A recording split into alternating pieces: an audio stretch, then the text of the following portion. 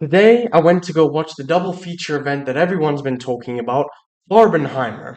For those of you who don't know what I'm talking about, basically it means that I went to go watch Barbie and then Oppenheimer. It's this weird contradictory joke. I had a lot of fun doing so, but I'm only here to talk about Oppenheimer. Now, in a weird way, this does feel like I'm coming full circle with my reviews because in 2020, when I started this YouTube channel, I reviewed every single one of Nolan's films leading up to Tenet. The reason I did that is because Christopher Nolan is one of my favorite film directors. Quentin Tarantino, David Fincher, Martin Scorsese, and Stanley Kubrick are all up there, and Nolan might just be my favorite.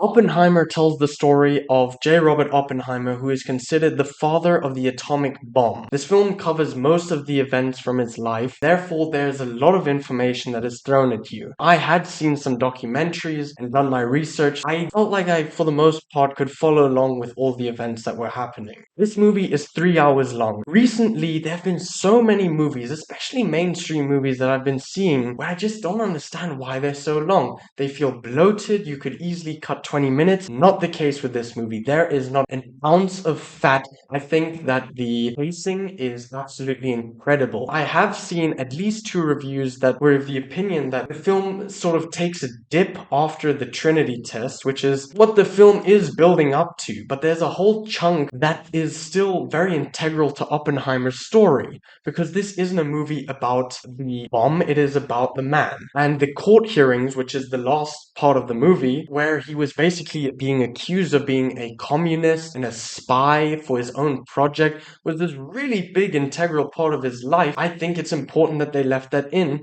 Not to mention, I don't think that the film dropped at all. In fact, it continued with its immaculate tension. Now, the Trinity test, oh my goodness, it was perfect. The use of practical effects was absolutely impressive. I have no idea how they did that stuff. It was really cool. Now, an aspect that is prevalent in basically all of Nolan's movies is time.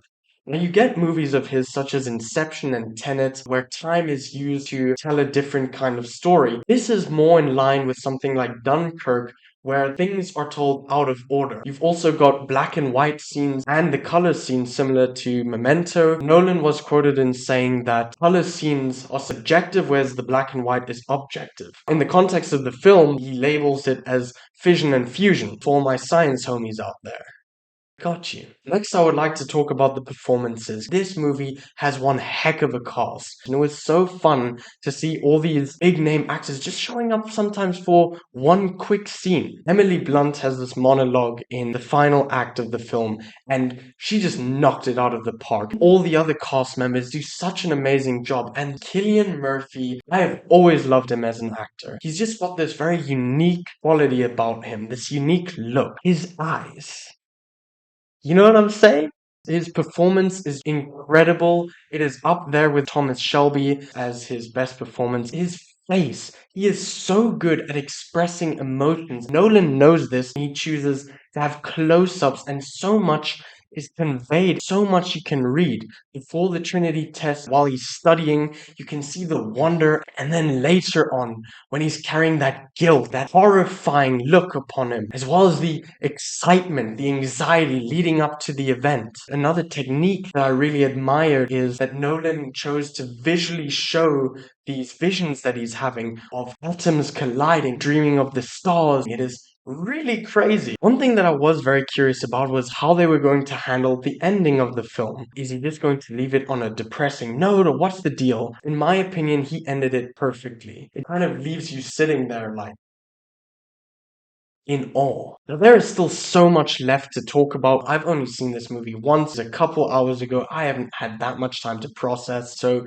this might feel a little bit bold. But I think I'm going to give this movie a 10 out of 10. This could change. I don't know how I'm going to feel about it on a second watch, but as of right now, I can't think of a single thing that I didn't like.